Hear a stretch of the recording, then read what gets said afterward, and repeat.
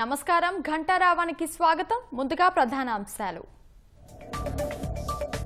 Vijayawada ACB కోర్టుకు మద్యం case నిందితులు రిమాండ్ గడువు ముగియడంతో జడ్జి ముందు హాజరు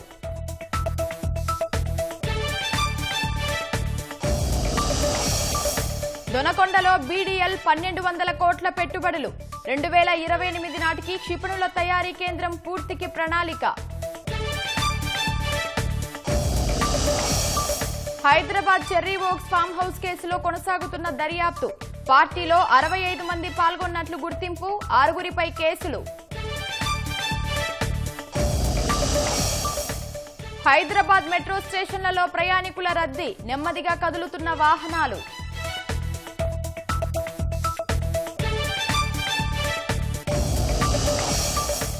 ఘనంగా విజయనగరం పైడితల్లి ఉత్సవాలు అమ్మవారిని దర్శించుకున్న గోవా గవర్నర్ అశోక్ గజపతిరాజు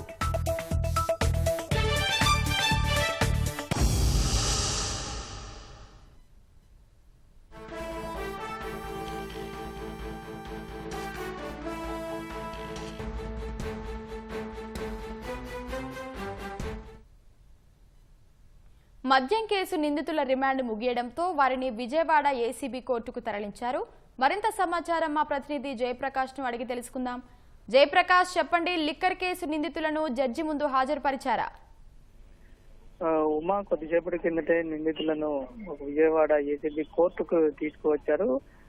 ప్రస్తుతం ఈ కేసులో మొత్తం 48 మందితులను నిందితులుగా చేర్చారు. అందులో 12 మంది నిందితులను అరెస్ట్ చేశారు. ఇటీవల 5గురు నిందితులు ధనంజయ రెడ్డి, కృష్ణమోహన్ రెడ్డి, గోవిందప్ప బాలాజీ, అదేవిధంగా దిలీప్, మిథున్ రెడ్డి, వైసీపీ ఎంపీ మిథున్ రెడ్డి, వీళ్ళ 5గురు ఇటీవల బెయిల్ పైన విడుదలయ్యారు. మిగతా 7గురు నిందితులు చెవిరెడ్డి భాస్కర్ రెడ్డి, వెంకటేష్ నాయుడు, అదేవిధంగా నవీన్ కృష్ణ, బాలాజీ కుమార్ యాదవ్ తదితర నిందితులు రెండు జైళ్లలో ఉన్నారు. విజయవాడ జిల్లా జైలు, అదేవిధంగా ఇతర నిందితులు అటు గుంటూరు జిల్లా జైల్లో ఉన్నారు. వీళ్ళ అందరినీ కోర్టుకి తీసుకొని వచ్చారు. మిగతా ఎవరైతే బెయిల్ పైన నిందితులు ఉన్నారో వాళ్ళు నేరుగా కోర్టుకి హాజరయ్యారు. ప్రస్తుతం నిందితులంతా కోర్టులోనే ఉన్నారు. అయితే ఇంకా న్యాయమూర్తి ముందు హాజరుపరచలేదు. మరికొద్ది సేపట్లో నిందితులను న్యాయమూర్తి ముందు హాజరుపరిచి రిమాండ్ పైన విచారణ జరుగుతుంది. రిమాండ్ గడువు పెంచే విషయం పైన ఆర్గ్యుమెంట్ ఉంది కొద్దిసేపట్లో. మరోవైపు ఈ కేసులో కనుక చూసుకున్నట్లయితే ఇప్పటికే నిందితులు కొంతమంది బెయిల్ పైన రావటం, మరోవైపు మరికొంతమంది పిటిషన్లకు సంబంధించి విచారణ జరుగుతుండటం జరుగుతుంది. దాదాపు అందరూ బెయిల్ పిటిషన్లు దాఖలు చేశారు. 3 బెయిల్ పిటిషన్ల పైన విచారించినటువంటి న్యాయస్థానం 8వ తేదీకి ఉత్తర్వులు ఇస్తామని ఇటీవల వాయిదా వేసింది. చెవిరెడ్డి భాస్కర్ రెడ్డి, అదేవిధంగా వెంకటేష్ నాయుడు, మరోవైపు ఇటు సజ్జల శ్రీధర్ రెడ్డి, ఈ 3 బెయిల్ పిటిషన్ల పైన ఉత్తర్వులు 8వ తారీఖు రానున్నాయి. మిగతా నిందితులు బెయిల్ పిటిషన్ల పైన విచారణ జరగాల్సి ఉంది.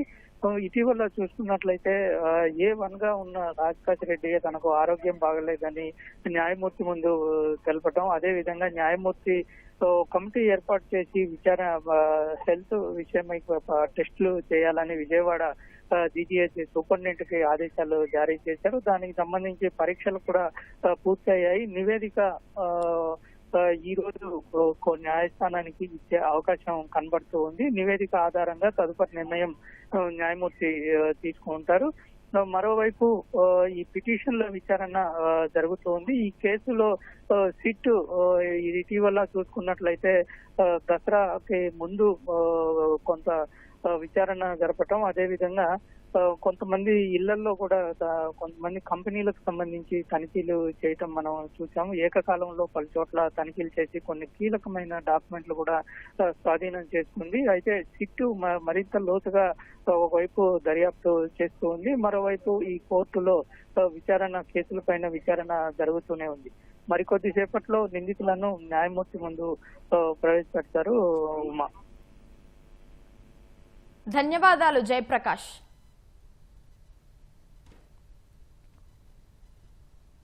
ఛత్తీస్గఢ్లోని కబీర్ధామ్ జిల్లా అకల్ఘారియా గ్రామం సమీపంలో కారు ట్రక్కు ఢీకొని 3 మహిళలు సహా 5గురు మృతి చెందారు. మరో 5గురు గాయపడ్డారు. క్షతగాత్రుల్లో 2 పరిస్థితి విషమంగా ఉంది. బాధితులు పశ్చిమ బెంగాల్కు చెందిన వారని పోలీసులు తెలిపారు. మధ్యప్రదేశ్లోని కన్హా జాతీయ ఉద్యానవనాన్ని సందర్శించిన తర్వాత కోల్కతాకు రైలు ఎక్కడానికి బిలాస్పూర్కు వెళ్తున్న క్రమంలో ప్రమాదం జరిగినట్టు వెల్లడించారు. భారత నౌకాదళం స్వదేశీకరణ అడుగులో మరో ముందడుగు పడింది. యుద్ధ నౌక ఆండ్రోత్ను వైస్ అడ్మిరల్ రాజేష్ పెంథర్కర్ జాతికి అంకితం చేశారు. విశాఖ నేవల్ డాక్యార్డులో జరిగిన కార్యక్రమంలో పలువురు నేవీ అధికారులు పాల్గొన్నారు. ఇటీవలే అత్యాధునిక యుద్ధ నౌకలు అర్నాల, నిస్టార్, ఉదయగిరి, నీలగిరి నౌకాదళంలో ప్రవేశంతో కొత్త ఉత్సాహం నెలకొంది. ఆండ్రోత్ను 80% దేశీయంగా రూపొందించారు. కోల్కతాలోని గార్డెన్ రీచ్ షిప్ బిల్డర్స్ సంస్థ ఈ యుద్ధ నౌకను నిర్మించింది. రక్షణ అవసరాలు నౌకాదళం పరంగా బలోపేతం కావడానికి ఆండ్రోత్ ఉదాహరణగా నిలుస్తుందని నేవీ అధికారులు చెబుతున్నారు.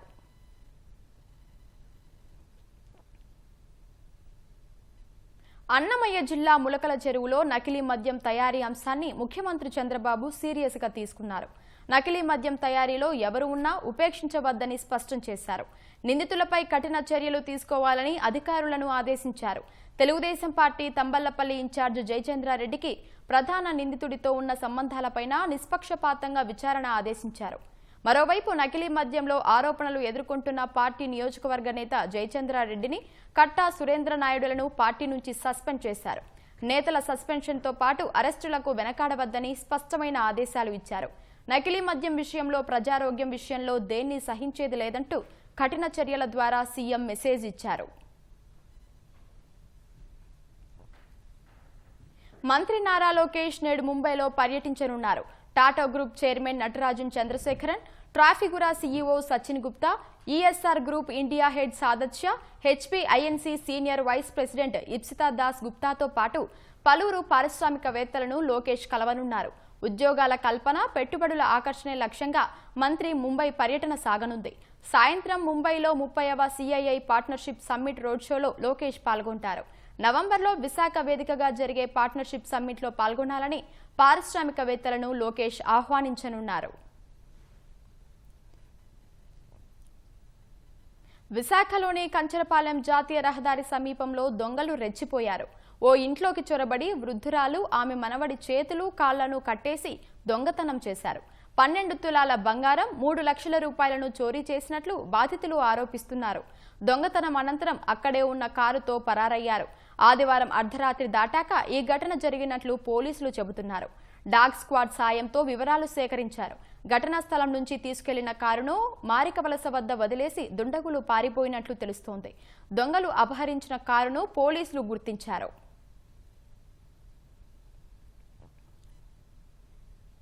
ఆంధ్రప్రదేశ్ కీర్తి కిరీటంలో మరో కలికితురాయి వచ్చి చేరనుంది.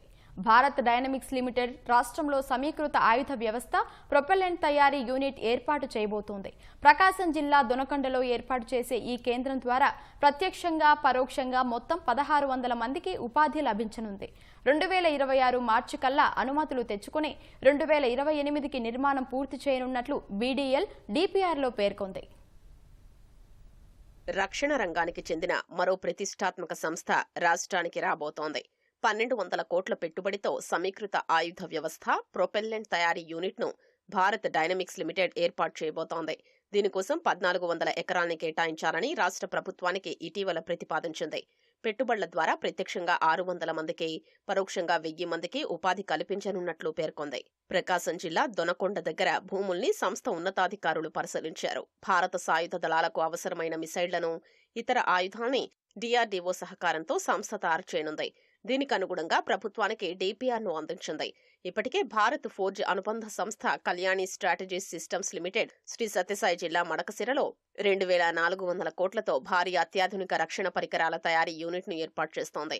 ఈ 2 యూనిట్లతో రక్షణ రంగ పరికరాల తయారీ, పరిశోధనల విషయమై రాష్ట్రానికి ప్రపంచవ్యాప్తంగా ప్రత్యేక గుర్తింపు వస్తుందని అధికారులు పేర్కొన్నారు.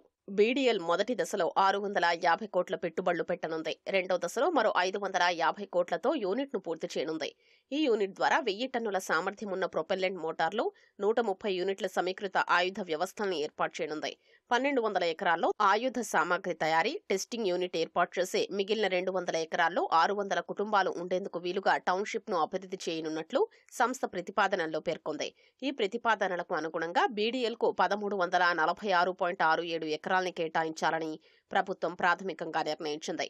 అందులో ప్రభుత్వం తన దగ్గరున్న 317 ఎకరాల్ని ఎకరా 7.73 లక్షల చొప్పున కేటాయించాలని భావిస్తోంది. సాధ్యమైనంత త్వరగా మిగిలిన భూముల్ని సేకరించాలని యోచిస్తోంది.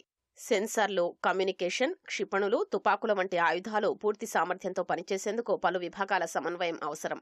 ఆయా విభాగాల్ని సమన్వయపరిచి ముందుకు నడిపించే ఇంజనీరింగ్ వ్యవస్థల్ని సంస్థ ఏర్పాటు చేయనుంది. ఈ సాంకేతికత ద్వారా నిర్దేశిత లక్ష్యాల్ని ఛేదించే ఇంటిగ్రేటెడ్ వ్యవస్థ ఏర్పడుతుంది. అంతరిక్ష ప్రయోగాలకు, సైన్యానికి అవసరమైన 1000 టన్నుల వరకు పేలోడ్లను తీసుకెళ్లే రాకెట్ మోటార్లను తయారు చేయనుంది. 2026 మార్చి కల్లా యూనిట్ ఏర్పాటుకు అవసరమైన అనుమతులన్నీ వస్తాయని, ఆ వెంటనే నిర్మాణాన్ని ప్రారంభించనున్నట్లు డీపీఆర్లో సంస్థ పేర్కొంది. నిర్మాణాన్ని 2028 మార్చికి పూర్తి చేయనున్నట్లు తెలిపింది. అదే ఏడాది జూన్కు యంత్రాలను అమర్చి సెప్టెంబర్ నాటికి ఉత్పత్తుల్ని అందుబాటులోకి తీసుకురానున్నట్లు ప్రతిపాదనల్లో వెల్లడించింది.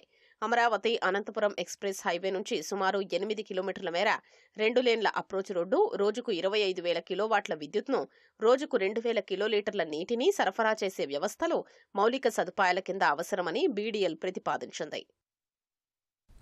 దసరాకు ఊరు వెళ్లి హైదరాబాద్కు వస్తున్న ప్రయాణికులతో నగర శివారులో వాహనాల రద్దీ ఏర్పడింది.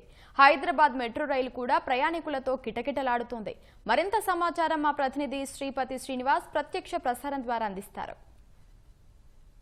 ప్రయాణిస్తున్నట్టు కూడా చెప్తున్నారు. అంటే నిలబడి కూడా మెట్రోలో ప్రయాణిస్తున్నట్లు చెప్తున్నారు. ముఖ్యంగా ఎల్బీ నగర్ మెట్రోలో అయితే అటు ఏపీ నుంచి వచ్చేటువంటి ప్రయాణికులు, ఏపీ కావచ్చు, ఏపీలో ఉన్నటువంటి విజయవాడ కావచ్చు, ఖమ్మం కావచ్చు, ఆ ఊర్ల నుంచి వచ్చే వాళ్ళంతా కూడా ఇక్కడ ఎల్బీ నగర్ దగ్గర దిగి అక్కడ మెట్రో ఎక్కి తమ గమ్యస్థానాలకు వెళ్లేందుకు ఈ మెట్రోను ఆశ్రయిస్తున్నారు. అదేవిధంగా వరంగల్ కావచ్చు, నల్గొండ కావచ్చు, ఆ రూట్ నుంచి వచ్చే వాళ్ళంతా కూడా ఉప్పల్, నాగోల్ దగ్గర మెట్రో ఎక్కి వాళ్ళకి సంబంధించినటువంటి ఉద్యోగ స్థానాలకు కావచ్చు, లేదంటే పాఠశాలలకు కావచ్చు, విద్యా సంస్థలకు కావచ్చు వెళ్తున్నారు. ఇక నగరంలో ఉన్నటువంటి ప్రధాన మెట్రో స్టేషన్లన్నీ కూడా రద్దీగా ఉన్నట్లు కూడా తెలుస్తుంది. ముఖ్యంగా ప్రతిరోజు ఈ మెట్రో స్టేషన్లలో ప్రయాణికులు దాదాపు 5 లక్షల మంది ప్రయాణిస్తుంటారు. కానీ ఈరోజు దాదాపు 1,00,000 నుంచి 1,50,000 మంది ఎక్కువగా ప్రయాణిస్తున్నట్లు మెట్రో అధికారులు అయితే అంచనా వేస్తున్నారు. ఎందుకంటే ఈ దసరా సెలవులు ముగియడం ఒకటైతే ఆ తర్వాత ప్రతి సోమవారం కూడా రద్దీ ఎక్కువగానే ఉంటుంది. ఎందుకంటే ఆదివారం తర్వాత తిరిగి సోమవారం కళాశాలలు ప్రారంభం కావచ్చు, ఉద్యోగాలకు వెళ్ళే వాళ్ళు కావచ్చు, వ్యాపారస్తులు కావచ్చు, వివిధ కార్యకలాపాలు చేసుకునే వాళ్ళు కావచ్చు, అటువంటి వాళ్ళందరూ కూడా మెట్రోను ఆశ్రయిస్తుంటారు. ఎందుకంటే ఈ సొంతలకు వెళ్ళిన వాళ్ళంతా తిరిగి వచ్చే సమయంలో ఇక్కడ ఆయా బస్ స్టేషన్లలో దిగిన తర్వాత అక్కడి నుంచి ట్రాఫిక్ అంతా కూడా రకరకాలుగా డైవర్ట్ అవుతుంది. కొంతమంది ఆర్టీసీ బస్సుల్లో వెళ్తుంటారు, కొంతమంది మెట్రోలో వెళ్తుంటారు, కొంతమంది ఎంఎంటీఎస్లో వెళ్తుంటారు, మరి కొంతమంది ప్రైవేట్ వాహనాల్లో అంటే క్యాబులు కావచ్చు, లేదంటే ఇతరత్ర వాహనాల్లో ఆటోల్లో వెళ్తుంటారు. తద్వారా ఏంటంటే ఈ వచ్చేటువంటి ట్రాఫిక్ అంతా కూడా రకరకాలుగా డైవర్ట్ అయిపోయే అవకాశాలు కనబడుతుంటాయి. అయితే ఇక్కడ ఈ మెట్రోలో ఎక్కితే మాత్రం ఎటువంటి ట్రాఫిక్ ఇబ్బందులు లేకుండా తొందరగా గమ్యస్థానాలకు చేరుకోవచ్చు అనే ఉద్దేశంతో ఎక్కువ మంది మెట్రోను ఆశ్రయిస్తున్నారు. దీంతో మెట్రో స్టేషన్లన్నీ కూడా రద్దీగా మారిపోతున్నాయి. ముఖ్యంగా ఎల్బీ నగర్ కావచ్చు, ఉప్పల్, నాగోల్, ఈ 3 మెట్రో స్టేషన్లు అయితే చాలా రద్దీగా కనబడుతున్నాయి. ముఖ్యంగా ఈ జేబీఎస్ నుంచి ఎంజీబీఎస్ రూట్లో కూడా. ఎందుకంటే జేబీఎస్లో దిగినటువంటి ప్రయాణికులంతా కూడా ఆ రూట్లో ప్రయాణిస్తుంటారు, ఎంజీబీఎస్లో దిగినటువంటి ప్రయాణికులంతా కూడా అదే రూట్లో ప్రయాణం చేస్తుంటారు. సో ఈ ముఖ్యమైనటువంటి ఈ రూట్లలో మాత్రమే రద్దీ ఎక్కువగా కనబడుతుంది. మిగతా ఆమీర్పేట కావచ్చు, లేదంటే ఈ ఎస్ఆర్ నగర్ కావచ్చు, ఇటువంటి మెట్రో స్టేషన్లు అయితే కాస్త రద్దీ తక్కువగానే కనబడుతుంది. ఇంకా మియాపూర్లో కూడా కొంత రద్దీ ఎక్కువగా ఉన్నట్లు కూడా మెట్రో అధికారులు చెప్తున్నారు. ఇవి ఇక్కడ తాజా పరిస్థితులు. ఓటు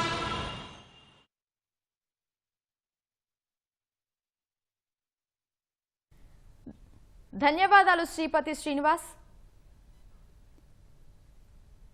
కృష్ణా జిల్లా మల్లవల్లి పారిశ్రామిక వాడలో కొత్త పరిశ్రమల ఏర్పాటుతో సందడి వాతావరణం నెలకొంది. కూటమి ప్రభుత్వం మౌలిక సదుపాయాలు కల్పించడంతో కొత్త పరిశ్రమలు కొలువు తీరుతున్నాయి. 400 మందికి పైగా పారిశ్రామికవేత్తలు పరిశ్రమల ఏర్పాటును ముమ్మరం చేశారు. ఉద్యోగ, ఉపాధి అవకాశాలు లభిస్తాయని స్థానికులు హర్షం వ్యక్తం చేస్తున్నారు. కృష్ణా జిల్లాను పారిశ్రామికంగా అభివృద్ధి చేయాలనే సంకల్పంతో కూటమి ప్రభుత్వం మల్లవల్లి పారిశ్రామిక వాడపై ప్రత్యేక దృష్టి పెట్టింది. పారిశ్రామిక వాడ కోసం మల్లవల్లిలో 1,467 ఎకరాల భూమిని సేకరించారు. ఇందులో పరిశ్రమల స్థాపన కోసం ఏపీ ఐఐసీకి దరఖాస్తు చేసుకున్న పారిశ్రామికవేత్తల్లో 427 మందికి లాటరీ ద్వారా ప్లాట్లను కేటాయించింది. భూములు పొందిన పారిశ్రామికవేత్తలు పరిశ్రమ నిర్మాణ పనులు ప్రారంభించారు.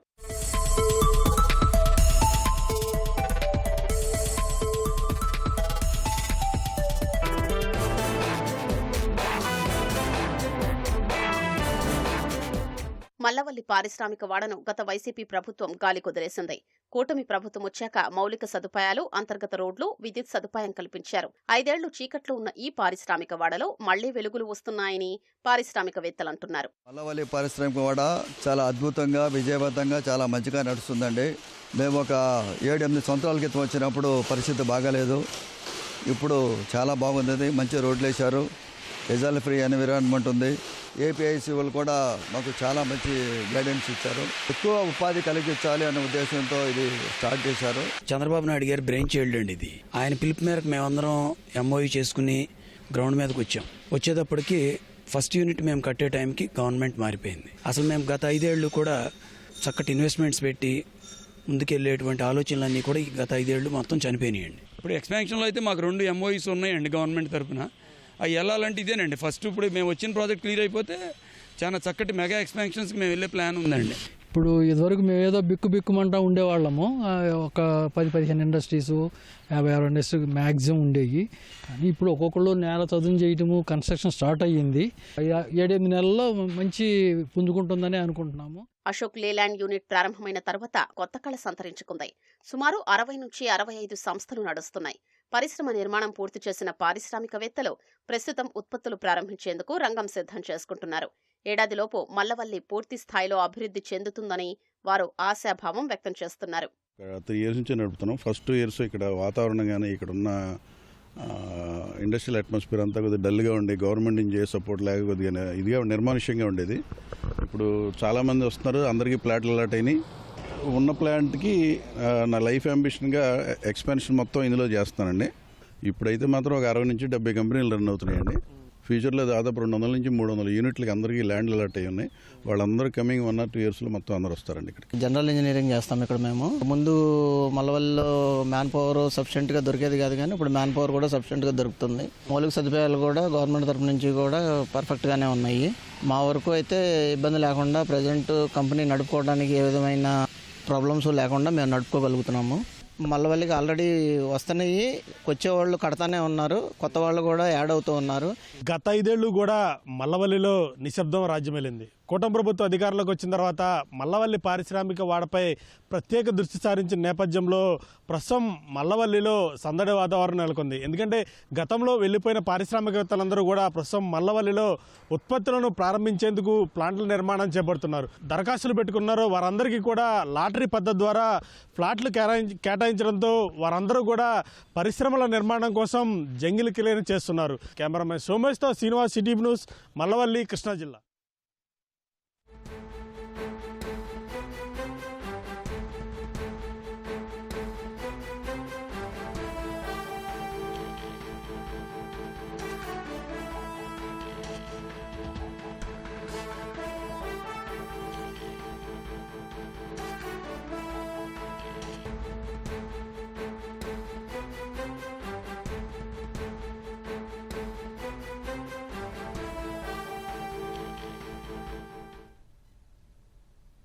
రంగారెడ్డి జిల్లా Moinabad cherry oaks farm house కేసులో పోలీసుల దర్యాప్తు కొనసాగుతోంది. మరింత సమాచారం మా ప్రతినిధి రమేష్ ప్రత్యక్ష ప్రసారం ద్వారా అందిస్తారు.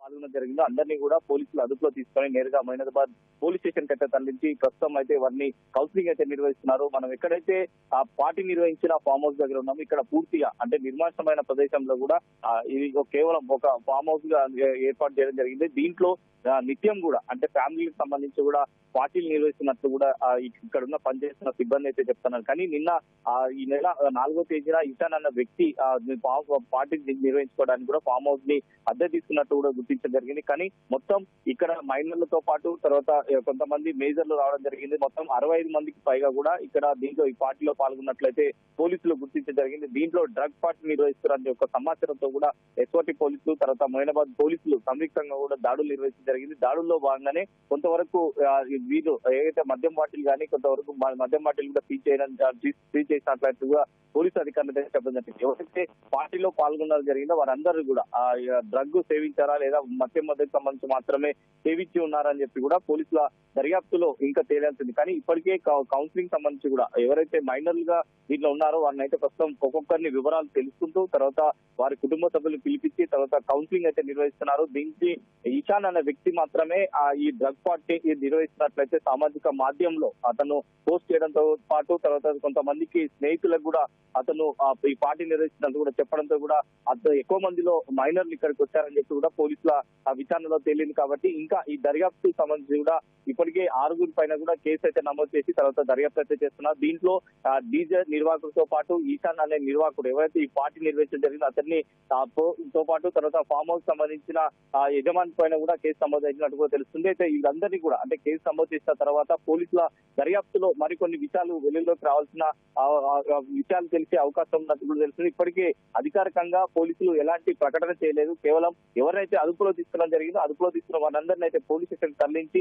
వారి వివరాలు సేకరించి తర్వాత కొంతమందికి అయితే మైనర్లు ఎవరైతే ఉన్నారో ఇటు అబ్బాయిలు కానీ తర్వాత అమ్మాయిలు కూడా దీంట్లో పార్టీలో పాల్గొన్నారు. కాబట్టి వారందరినీ కూడా వివరాలు సేకరించి తర్వాత ఇక్కడికి ఎవరు పిలిపించారు డ్రగ్ సంబంధించి కూడా ఎవరెవరు సేకరించారు అనేది కూడా ప్రాథమిక టెస్ట్ల ఆధారంగా కూడా వారి పోలీసులు అయితే గుర్తించే అవకాశం ఉంది. ఇప్పటికే ఇటు అందరినీ కూడా అదుపులో తీసుకున్నారు. కాబట్టి వారిని ఒక్కొక్కరిని పరీక్షించిన తర్వాత దాంట్లో మరి పరీక్షించిన సమయంలో దాంట్లో మద్యం సేవించినట్టు కానీ డ్రగ్ సేవించినట్లున్నట్టయితే వారిపై కూడా ఇటు డ్రగ్ ఎవరైతే సేవించడం జరిగిందో వారిపై కూడా కేసులు నమోదు చేశామని చెప్పి కూడా అధికారులు చెప్తున్నారు. ఇప్పటివరకు ఇటు శివారు ప్రాంతాలకు సంబంధించి కూడా ఫామ్ హౌస్ లో ప్రత్యేకంగా నిఘా ఉంచినప్పటికీ ఇలాంటి పార్టీలు నిర్వహించినపై కూడా ఇటు పోలీసులు అయితే ఆగ్రహం వ్యక్తం చేస్తున్నారు. ఇప్పటికే యజమానులకు సంబంధించి ఎక్కడైతే ఫామ్ హౌస్ లో యజమానులకు ముందస్తుగానే ఇటు నియమ నిబంధనలు కూడా చెప్పడం జరిగింది. ఇలాంటి మైనర్లు కానీ మైనర్లకు సంబంధించి కూడా పార్టీలు నిర్వహించినట్లయితే వారిపైన కూడా కఠినంగా చర్యలు తీసుకుంటామని చెప్పి కూడా గతంలో అనేక సార్లు యజమాని ఫామ్ హౌస్ లకు సంబంధించి యజమానులకు సూచించడం జరిగింది. అయినప్పటికీ ఇలాంటి పార్టీలు కూడా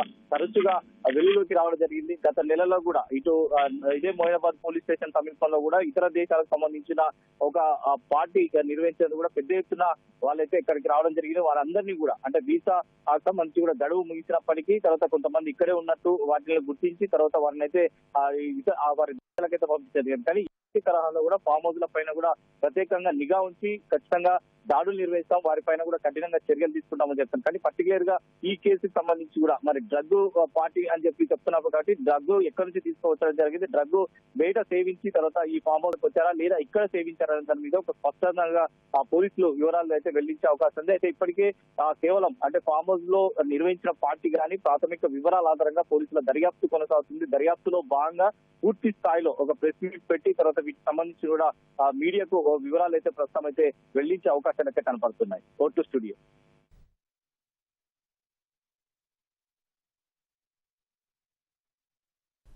ధన్యవాదాలు రమేష్.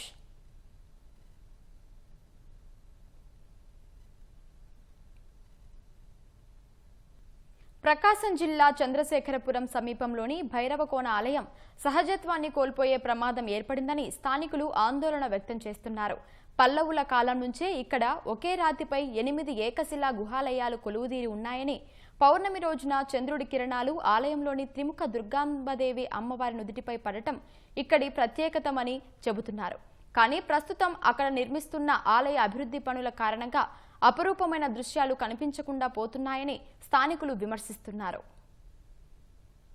మరి న్యాచురల్ జలపాతాలు ఉన్నాయి. ఇక్కడ జలపాతంలో పడినటువంటి చంద్రకిరణాలు ప్రతిబింబించి అక్కడ అమ్మవారి పాదాలు తాగుతున్నట్టు ఆ నీరు పోతూ ఉంటుంది. ఆ నీటిలో పడ్డటువంటి ఆ చంద్రకిరణాలు అమ్మవారి ముఖాన్ని మరి తాగడం అనేటువంటిది ఒక ప్రత్యేకతగా చెప్పుకోవచ్చును. పురాతన శాఖ వారు ఆలయాన్ని పునరుద్ధరిస్తామని చెప్పేసి వాళ్ళ ఆధీనంలోకి తీసుకున్నారు.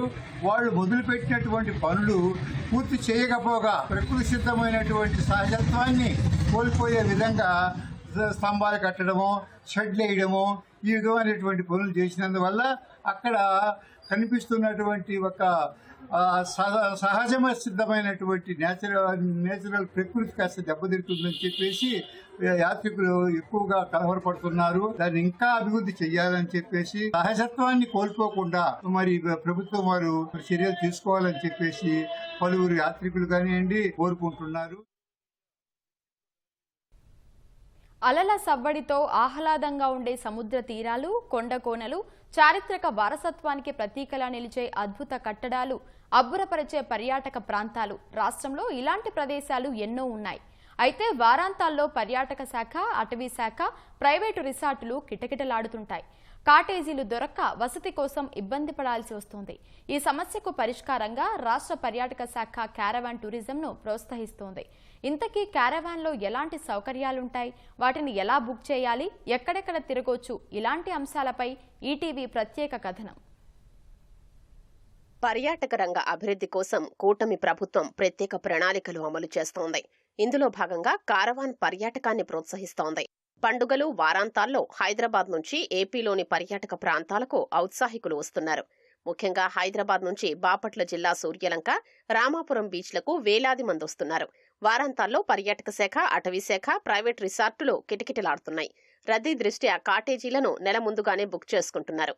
బీచ్ ఒడ్డున కాటేజీలు లభించడం లేదు. వసతి పరంగా కొంత ఇబ్బంది ఉంది. అందుకే ఆంధ్రప్రదేశ్ పర్యాటక శాఖ క్యారవాన్ సౌకర్యాన్ని అందుబాటులోకి తెచ్చింది. పర్యాటకులు ఈ వాహనంలోనే బస చేయొచ్చు. కావలసిన ఆహారాన్ని సిద్ధం చేసుకోవచ్చు.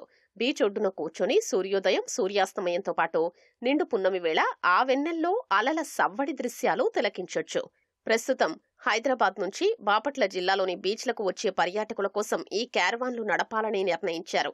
క్యారవాన్లో 12 నుంచి 14 మంది ఉండడానికి వసతులున్నాయి. బసకు ఇబ్బంది లేకుండా మనం ప్రయాణించే వాహనంలోనే సకల సౌకర్యాలు ఉండడం, కుటుంబంతో కలిసి సరదాగా చుట్టి వచ్చేందుకు అవకాశం ఉండడం క్యారవాన్ ప్రత్యేకత.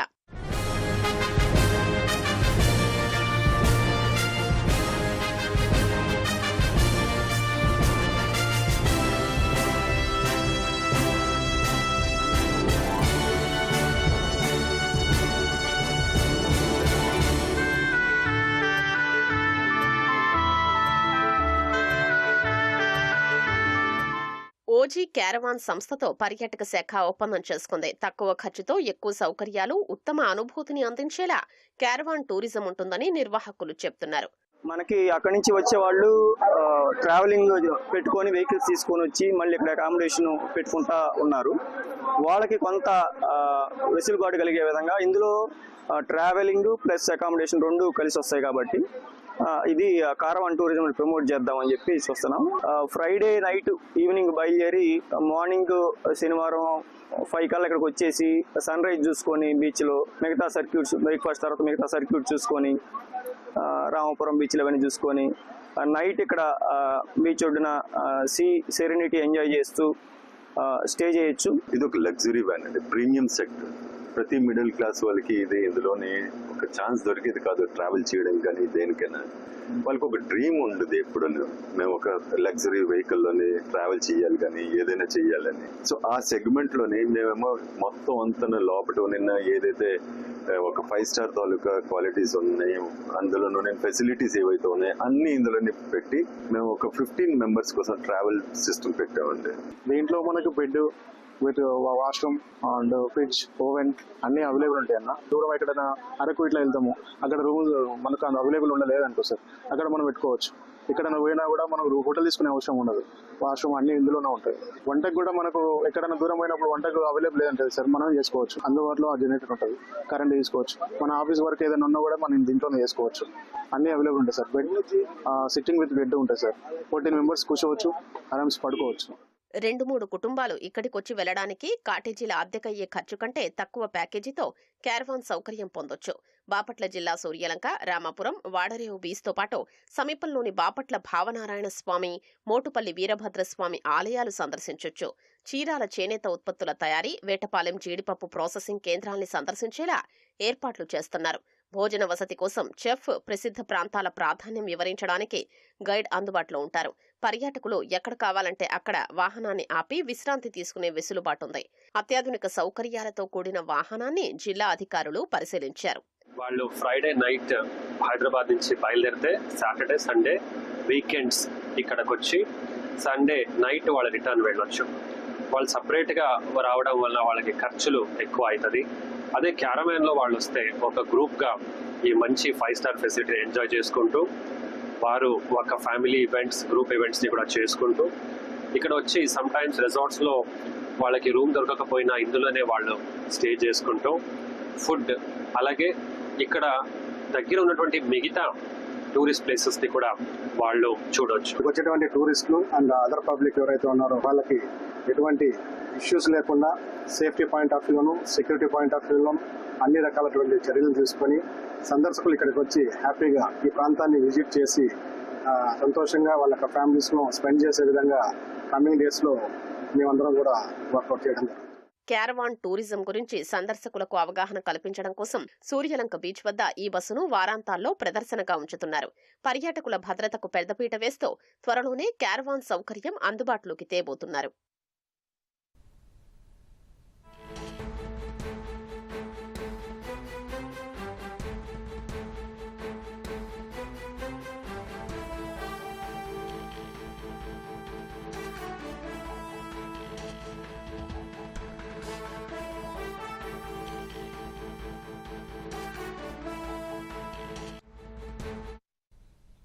మద్యం కేసు నిందితులకు ఊరట దక్కలేదు. నిందితుల రిమాండ్ను విజయవాడ ఏసీబీ కోర్టు మరోసారి పొడిగించింది. మరింత సమాచారం మా ప్రతినిధి జయప్రకాష్ను అడిగి తెలుసుకుందాం. జయప్రకాష్, చెప్పండి, లిక్కర్ స్కామ్ నిందితుల రిమాండ్ను ఎప్పటి వరకు పొడిగించారు? ఈ రోజు మద్యం కేసు నిందితుల రిమాండ్ గడువు ముగియనుండటంతో నిందితులందరినీ కోర్టులో హాజరుపరిచారు. ప్రస్తుతం 12 మంది నిందితుల్లో 5 బెయిల్ పై ఉన్నందున వాళ్ళు నేరుగా కోర్టుకి హాజరయ్యారు. మిగతా 7 నిందితులు గుంటూరు, విజయవాడ జిల్లా జైళ్లలో ఉన్నారు. వారిని పోలీసులు ఇక్కడికి తీసుకొని వచ్చారు. కొద్దిసేపటి కిందటే కోర్టులో హాజరుపరచగా విచారణ జరిగింది. నిందితులకు రిమాండ్ గడువును ఈ నెల 13వ తేదీ వరకు పెంచుతూ న్యాయస్థానం ఆదేశాలు జారీ చేసింది. ఈ నేపథ్యంలో కొంతమంది నిందితులు సంబంధించిన విషయాలపైన కోర్టులో ఆర్గ్యుమెంట్ జరిగింది. ఇందులో ప్రధానంగా చూసుకున్నట్లయితే మిథున్ రెడ్డి ప్రస్తుతం ఎంపీగా ఉన్నారు. ఆయన పార్లమెంటు కొంతమంది సభ్యులను తెలంగాణ, అదేవిధంగా ఇటు ఏపీలో ఉన్న సభ్యుల ఎంపీలను కొంతమందిని సెలెక్ట్ చేసి వారిని యుఎస్ పంపేందుకు నిర్ణయించిందని, ఆ జాబితాలో మిథున్ రెడ్డి ఉన్నారని, ప్రస్తుతం పాస్పోర్టు కోర్టు ఆధీనంలో ఉన్నందున పాస్పోర్టు ఇస్తే అది సీఎంఓ ఆఫీస్ లో సబ్మిట్ చేయాలి. యుఎస్ వీసాకు పాస్పోర్టు వాళ్ళకి సబ్మిట్ చేయాల్సిన అవసరం ఉందని, ఆఖరి తేదీ ముగుస్తుందని న్యాయవాదిని మిథున్ రెడ్డి తరపు న్యాయవాది కోరారు. అయితే ప్రస్తుతం ఈ విషయం ఇటు ఉన్నతాధికారులతో చర్చించి నిర్ణయం తీసుకోవాలి. ఇప్పటికే పాస్పోర్టు కోర్టుకి సమర్పించాలని బెయిల్ ఆంక్షల్లో ఉన్నందున దీనిపైన వెంటనే నిర్ణయం తీసుకోవటం తగదని అటు పిటిషనర్ తరపు న్యాయవాది, అదేవిధంగా ఇటు ప్రభుత్వ తరపు న్యాయవాది, అదేవిధంగా న్యాయమూర్తి కూడా ఉన్నతాధికారులను చూసుకొని వాళ్ళ సలహా తీసుకొని నిర్ణయం చెప్తారని రేపటికి వాయిదా వేస్తామని తెలిపారు. అయితే ఈ త్వరగా గడువు ముగుస్తున్నందున త్వరగా దరఖాస్తుని సబ్మిట్ చేయాల్సిన అవసరం ఉన్నది, త్వరగా నిర్ణయం తీసుకోవాలని న్యాయమూర్తిని కోరారు. ఫోటోస్టాట్ కాపీ సరిపోదా అని న్యాయమూర్తి కోరగా ఫోటోస్టాట్ కాపీ కాదు, ఒరిజినల్ గా ఇవ్వాల్సిన అవసరం ఉందని కోర్టుకి తెలిపారు. వీలైనంత త్వరగా దీనిపైన నిర్ణయం తీసుకొని దానికి సంబంధించి చెప్తామని తెలిపారు. అదేవిధంగా ఇది పిటిషన్ దాఖలు చేయాల్సిన అవసరం ఉందని న్యాయమూర్తి అభిప్రాయపడ్డారు. మరోవైపు చూసుకున్నట్లయితే ఈ నిందితుల రిమాండ్ విషయము, అదేవిధంగా ఈ ఎవరైతే బెయిల్ పైన విడుదలైన నిందితులు ఉన్నారో బెయిల్ పైన విడుదలైన తర్వాత ఛార్జ్ షీట్ దాఖలైన తర్వాత నిందితులు కోర్టుకి హాజరు కావాల్సిన అవసరం ఉండదని, ప్రతిసారి రిమాండ్ గడువు ఉన్న సమయంలో కోర్టుకు హాజరు నుంచి మినహాయించాలని అటు నిందితుల తరపు న్యాయవాది కోర్టును కోరారు. ప్రస్తుతం ఈ కోర్టుకు హాజరు కావాలి అనే నిబంధన బెయిల్ ఆంక్షల్లో ఉన్నందున దాన్ని సడలించాలని కోరారు. గతంలో దీనికి సంబంధించి సుప్రీంకోర్టు ఆదేశాలు కూడా ఉన్నాయని తెలిపారు. మరోవైపు ఇటు ప్రభుత్వ తరపు న్యాయవాది ఇది ఖచ్చితంగా బెయిల్ కండిషన్లలో ఉంది, ఏదైనా ఉంటే పిటిషన్ దాఖలు చేసుకోవాల్సిన అవసరం ఉందని కోర్టు దృష్టికి తీసుకువెళ్ళగా దీనిపైన పిటిషన్ దాఖలు చేసుకోవాలని న్యాయమూర్తి ఆదేశాలు జారీ చేశారు. అదేవిధంగా ఇటు మిగతా విషయాల్లో ఇటు రాజ్ కసిరెడ్డికి సంబంధించి బెయిల్ పిటిషన్ పైన కౌంటర్ దాఖలు చేయాల్సి ఉంది. ఈ రోజు ఇంకా దాఖలు చేయనందున నిందితుడి తరపు న్యాయవాది తమ వాదనలు వినిపిస్తామని కోర్టుని కోరారు. ఈ విధంగా విచారణ జరిగింది. ప్రస్తుతం నిందితులను మరికొద్ది సేపట్లో ఇక్కడ నుంచి ఏసీబీ కోర్టు నుంచి విజయవాడ అదేవిధంగా గుంటూరు జిల్లా జైళ్లకు తరలించనున్నారు. ధన్యవాదాలు జయప్రకాష్. కర్ణాటకలోని చింతామణిలో జస్టిస్ వి గోపాలగౌడ 75వ పుట్టినరోజు వేడుకల్లో ఉప ముఖ్యమంత్రి పవన్ కళ్యాణ్ పాల్గొన్నారు. ప్రత్యక్ష ప్రసారం ద్వారా చూద్దాం. అదృష్టం చేసుకున్నామంటే మనందరం, మీ అందరి అభిమానం, మీ అందరి ప్రేమ, ఒక మహోన్నతమైన న్యాయమూర్తి 75వ సంవత్సరం పుట్టినరోజుకి మనమందరం వచ్చి మీ ಶುಭಾಕಾಂಕ್ಷಲು మీ ఆశీస్సులు ఆయనకి నిండుగా ఉన్నందుకు చాలా చాలా ಆನಂದಂగా ఉంది. ಆಂಧ್ರಪ್ರದೇಶ ಸೀಮೆ ಹತ್ತಿರದ ಚಿಂತಾಮಣಿಯ ಈ ನಗರದಲ್ಲಿ ಇಂದು ಇರುವುದು నాకు ಗೌರವವಾದ ವಿಷಯ. ಇದು ನಮ್ಮ ಸಮಾನ ಮೌಲ್ಯಗಳು ಮತ್ತು ಆಳವಾದ ಸಂಬಂಧಗಳನ್ನು ಪ್ರತಿನಿಧಿಸುತ್ತದೆ. ಆಂಧ್ರಪ್ರದೇಶ ಮತ್ತು ಕರ್ನಾಟಕದ ಸಂಬಂಧ ಪರಸ್ಪರ ಗೌರವ ಮತ್ತು ದಶಕಗಳ ಸ್ನೇಹ ಮತ್ತು ಸಹಕಾರದ ಮೇಲೆ ಬಲವಾಗಿ ನಿಂತಿದೆ. ಅನೇಕ ತೆಲುಗು ಕುಟುಂಬಗಳು ಕರ್ನಾಟಕದಲ್ಲಿ ನೆಲೆಸಿದ್ದಾರೆ ಹಾಗೂ ಇಲ್ಲಿನ ಸಾಮಾಜಿಕ ಮತ್ತು ಸಾಂಸ್ಕೃತಿಕ ನೆಲೆಯನ್ನು ಸಮೃದ್ಧಪಡಿಸಿದ್ದಾರೆ. ಹಾಗೆಯೇ ಆಂಧ್ರಪ್ರದೇಶನಲ್ಲಿ ಅನಂತಪುರ, ಶ್ರೀ ಸತ್ಯಸಾಯಿ ಮತ್ತು ಕರ್ನೂಲ್ ಜಿಲ್ಲಾಗಳಲ್ಲಿ 57 ಕನ್ನಡ ಮಾಧ್ಯಮ ಶಾಲೆಗಳಿವೆ. ಅಲ್ಲಿ ಮಕ್ಕಳಿಗೆ ತಮ್ಮ ಮಾತೃಭಾಷೆಯಲ್ಲಿ ಕಲಿಕೆಯ ಅವಕಾಶವನ್ನು ಕೊಡುತ್ತಿದೆ. ಇತ್ತೀಚೆಗೆ ಕರ್ನಾಟಕ ಸರ್ಕಾರವು 4 ಕುಂಕಿ ಆನೆಗಳನ್ನು ಮಾನವ ಮೃಗ ಸಂಘಟನೆಗಳನ್ನು ನಿಯಂತ್ರಿಸಲಿಕ್ಕೆ ಸಹಾಯ ಮಾಡಲು ಆಂಧ್ರಪ್ರದೇಶಗೆ ಕಳುಹಿಸಿತು. ಇದು ನಮ್ಮ 2 ರಾಜ್ಯಗಳನ್ನು ಒಂದುಗೂಡಿಸುವ ದಯ, ಸಹಕಾರ ಮತ್ತು ಐಕ್ಯತೆಯನ್ನು ತೋರಿಸುತ್ತದೆ. 5 ನಮಗೆ ಏನನ್ನು ನೆನಪಿಸುತ್ತದೆ ಅಂದರೆ ಸೀಮೆಗಳು ನಕ್ಷವುಗಳಲ್ಲಿ ಮಾತ್ರ ರೇಖೆ ಹಾಕಬಹುದು, ಮನಸ್ಸುಗಳನ್ನಲ್ಲ.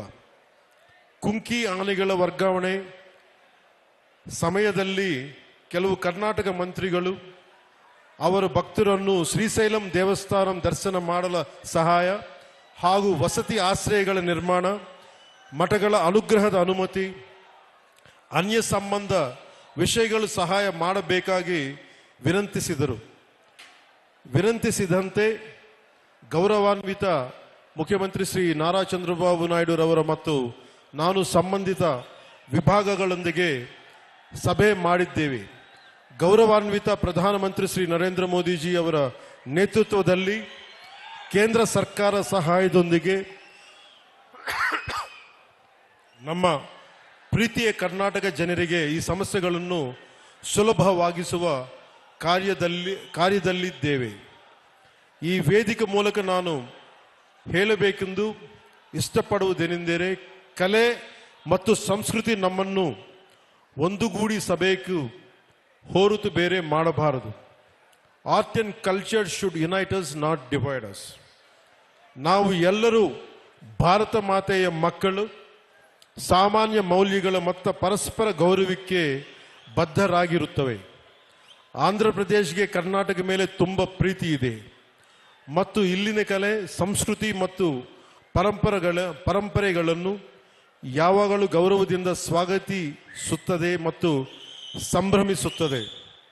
ಅದು ಚಲನಚಿತ್ರ ಆಗಿರಲಿ, ಸಾಹಿತ್ಯ ಆಗಿರಲಿ, ಸಂಗೀತ ಆಗಿರಲಿ ಅಥವಾ ಯಾವುದೇ ಬೇರೆ ಕ್ಷೇತ್ರವಿರಲಿ, ಇವು ಮನಸ್ಸುಗಳನ್ನು ಸೇರಿಸುವ ಸೇತುವೆಗಳು. ವಿಶೇಷವಾಗಿ ಚಲನಚಿತ್ರಗಳು ಜನರಿಗೆ ಪರಸ್ಪರ ಸಂಸ್ಕೃತಿ ಮತ್ತು ಮೌಲ್ಯಗಳನ್ನು ಅರಿಯಲು ಬಲವಾದ ಮಧ್ಯಮವಾಗಿವೆ. ಈ ಏಕತ್ವದ ಮತ್ತು ಪರಸ್ಪರ ಗೌರವದ ಭಾವನೆಯೇ ನಮ್ಮ ಜೀವನದ ಪದ್ಧತಿಯಾಗಬೇಕು. ಇದೇ ರೀತಿ ನಾವು ನಮ್ಮ ಸಮಸ್ತ ಭಾರತವನ್ನು ಸಂಭ್ರಮಿಸಬೇಕು. ಜಸ್ಟಿಸ್ ಗೋಪಾಲ್ ಗೌಡ ಅವರಿಗೆ 75ನೇ ಜನ್ಮದಿನದ ಹೃದಯಪೂರ್ವಕ ಶುಭಾಶಯಗಳು. ಇಂದಿನ ಸಂಭ್ರಮ ಕೇವಲ ಅವರ ಜೀವನದಲ್ಲಿ ಒಂದು ಮೈಲಿಗಲ್ಲದೆ ಇದು ಅವರ ನಂಬಿರುವ ಆದರ್ಶಗಳಿಗೆ ಕೊಡುವ ಒಂದು ಗೌರವ ವಂದನೆಯಾಗಿದೆ. ಇತರರಿಗಾಗಿ ಬದುಕುವುದು ಮತ್ತು ನ್ಯಾಯಕ್ಕಾಗಿ ನಿಲ್ಗುವುದರಲ್ಲಿ ನಿಜವಾದ ಶ್ರೇಷ್ಠತೆ ಅಡಗಿದೆ ಎಂದು ಅವರ ಜೀವನ ನಮಗೆ ನೆನಪಿಸುತ್ತದೆ. ಅವರಿಗೆ ಉತ್ತಮ ಆರೋಗ್ಯ ಮತ್ತು ಸಮೃದ್ಧಿಯನ್ನು ಆಶಿಸುತ್ತೇನೆ.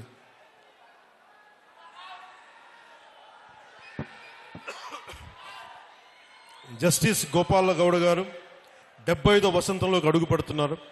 ఆయన మనందరితోటి ఆరోగ్యంగా ఉత్సాహంగా కలకాలం ఉండాలని, రూల్ ఆఫ్ లా స్థాపనలో మనకి దారి చూపాలని కోరుకుందాం. The question of how an individual should live their life, whom they should use their power to serve while in office, and whose voice they should remain after retirement is answered by the life of one man standing right before us. October 6th marks the birthday of the great personality. He is none other than Justice V. Gopal Gowdaji. ఆయనకి మనస్ఫూర్తిగా మరోమారు మనందరి తరపున శుభాకాంక్షలు, పుట్టినరోజు శుభాకాంక్షలు తెలియజేసుకుంటూ సెలవు తీసుకున్నాను. జై భారత్, జై కర్ణాటక, జై హింద్.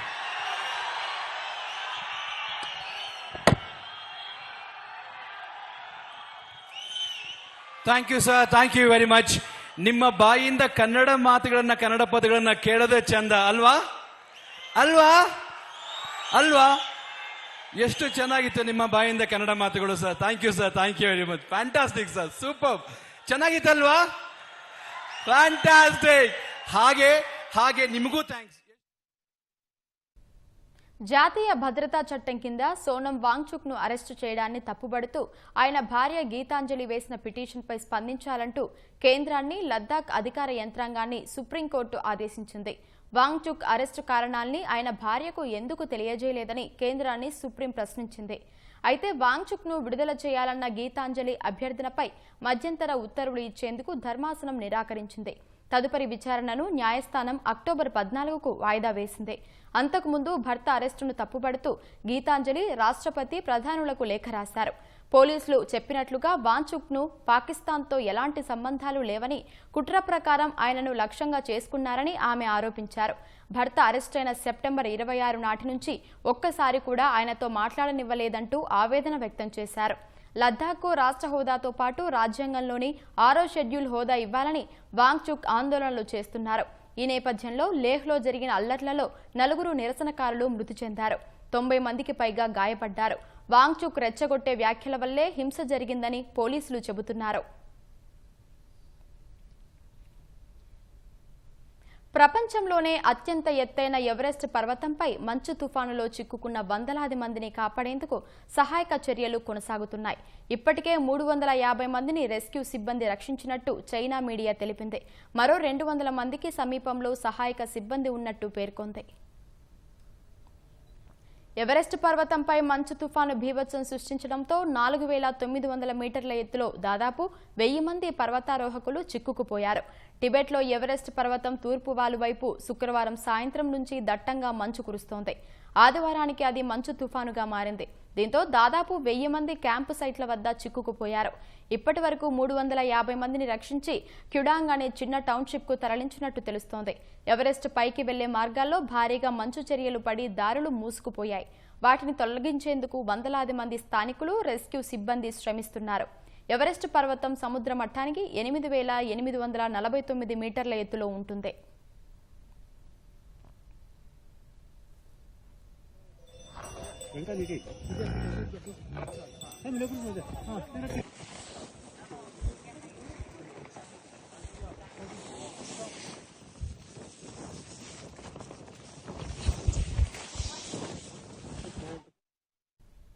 సాధారణంగా టిబెట్లో ఎవరెస్ట్ పర్వతం తూర్పు వాలు వైపు నుంచే పర్వతారోహకులు హైకర్లు ఎక్కువగా ఎవరెస్ట్ పైకి వెళ్లేందుకు ప్రయత్నిస్తారు. ప్రస్తుతం చైనాలో సెలవులు కావడంతో ఈ రద్దీ మరింత ఎక్కువగా ఉంది. అదే సమయంలో మంచు తుఫాను సంభవించడంతో వీరంతా పర్వతంపై చిక్కుకుపోయారు. చలి తీవ్రత ఎక్కువగా ఉండటంతో హైకర్లు ఇబ్బందులు పడుతున్నట్టు తెలుస్తోంది. ఇప్పటికే కొంతమంది హైకర్లు హైపోథెర్మియా బారి పడినట్లు రెస్క్యూ బృందం వెల్లడించింది. ప్రతికూల వాతావరణ పరిస్థితుల దృష్ట్యా శనివారం నుంచి ఎవరెస్ట్ పైకి వెళ్లేందుకు అనుమతులు నిలిపివేశారు. సాధారణంగా అక్టోబర్లో ఈ మంచు పర్వతంపై ప్రతికూల వాతావరణ పరిస్థితులు ఉంటాయి.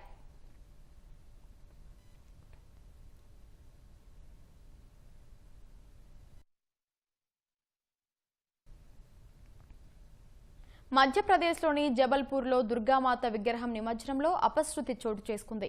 అమ్మవారి విగ్రహం తరలిస్తున్న వాహనానికి హైటెన్షన్ విద్యుత్ తీగలు తాకి 2 మృతి చెందారు. 30 మందికి పైగా గాయపడ్డారు. వాహనాన్ని ఇనుప స్తంభాలతో అలంకరించడంతో కరెంటు వైర్లకు తగిలి విద్యుదాఘాతం జరిగినట్టు పోలీసులు తెలిపారు. ఈ ఘటనలో 35 మందికి పైగా కరెంటు షాక్కు గురైనట్టు చెప్పారు. క్షతగాత్రులను సమీపంలోని ఆసుపత్రికి తరలించారు.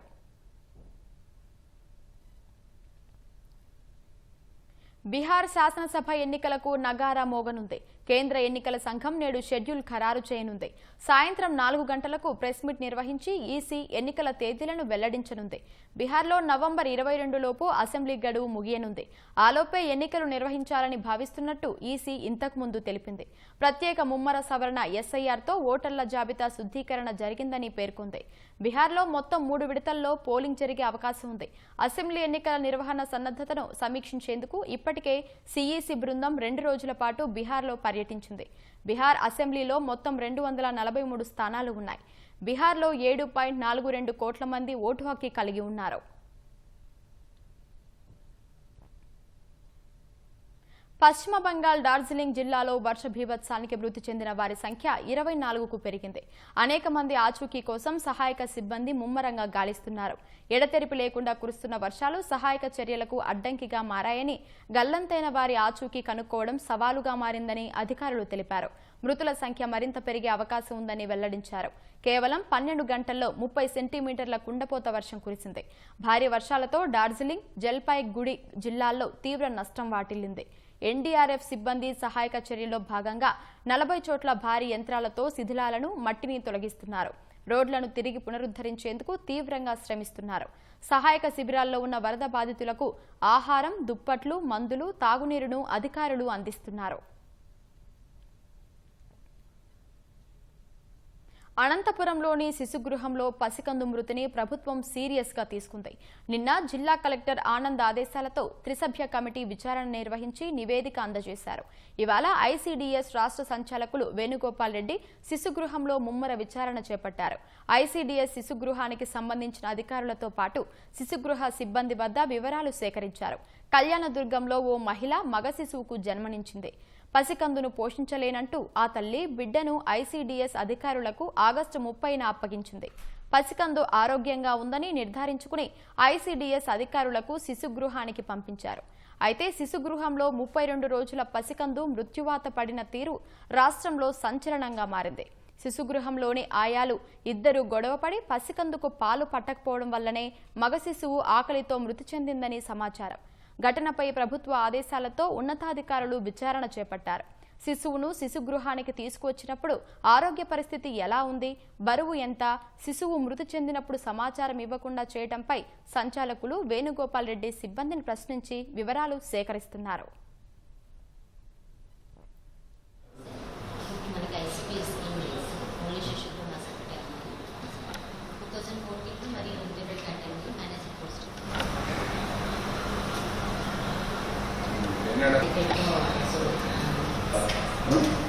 ఇంట్లో మీకు 8 మంది 9 మంది అంటే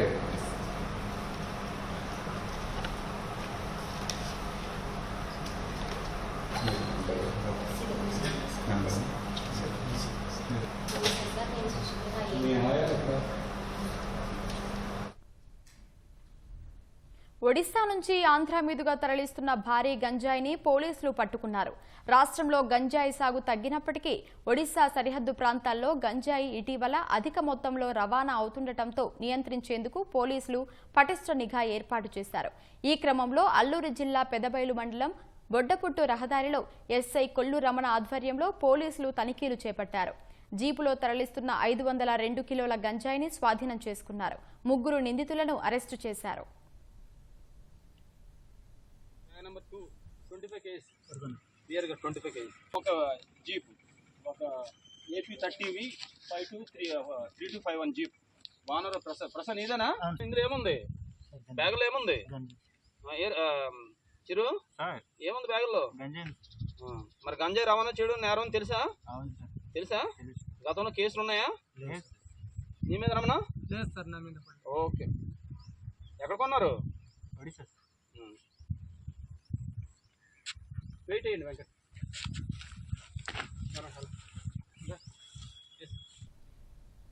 ఉత్తరాంధ్ర ఇలవేల్పు శ్రీ పైడితల్లి అమ్మవారిని మాన్సాస్ చైర్మన్, గోవా గవర్నర్ పూసపాటి అశోక్ గజపతిరాజు కుటుంబ సమేతంగా దర్శించుకున్నారు. సంప్రదాయం ప్రకారం కుటుంబ సమేతంగా కోట నుంచి బయలుదేరి మేళతాళాలతో ఊరేగింపుగా ఆలయానికి చేరుకుని పట్టు వస్త్రాలు సమర్పించారు. అనంతరం పైడిబాంబకు ప్రత్యేక పూజలు నిర్వహించారు. వారికి ఆలయ అధికారులు అధికార లాంఛనాలతో స్వాగతం పలికారు. ప్రత్యేక పూజల అనంతరం అశోక్ గజపతిరాజు దంపతులకు ఆలయ పూజారులు ఆశీర్వచనం పలికి అమ్మవారి ప్రసాదం చిత్రపటాన్ని బహూకరించారు. కార్యక్రమంలో అశోక్ గజపతిరాజు కుమార్తె ఎమ్మెల్యే పూసపాటి అదితి విజయలక్ష్మి గజపతిరాజు, ఎంపీ కలిశెట్టి అప్పలనాయుడు సహా కూటమి నాయకులు పాల్గొన్నారు. గత ప్రభుత్వం ఆలయ పనులను చేయనివ్వలేదని, ప్రస్తుతం పనులు సాగుతున్నాయని అశోక్ గజపతిరాజు వెల్లడించారు. ఇంత ముందనున్న ప్రభుత్వాలు పని చేయనివ్వలేదు ఎవరిని. ఆ పరిస్థితి నుంచి బయట పడ్డాం కనుక అలాగా ఉంటుందని, మళ్ళీ పనికి అడ్డు తగలకుండా ఉంటారని నేను అనుకుంటూ, ఎవరైనా వారు ప్రమాణాలు చేసేటప్పుడు రాజ్యాంగం పైన కానీ చట్టాల పైన కానీ చేసిన ప్రమాణాలని వారు పాటించకపోతే ఈ దుర్గతి మన దేశంలో ఉంటుంది. అన్ని మతాల్ని గౌరవించాలి, మన సొంత మతాన్ని ఆరాధించు, దాంట్లో తప్పు ఏం లేదు. కానీ అందరినీ గౌరవించడం మన అందరి ధర్మం అని నేను భావిస్తూ ఉన్నాను. మొత్తం అందరినీ చల్లగా తల్లి చూడాలని కోరుతా ఉన్నాం. నడవడం ద్వారా ఎన్నో కొత్త విషయాలను నేర్చుకోవచ్చని నిరూపిస్తున్నారు మహారాష్ట్రలోని నందూర్బర్ అటవీ ప్రాంతానికి చెందిన విద్యార్థులు.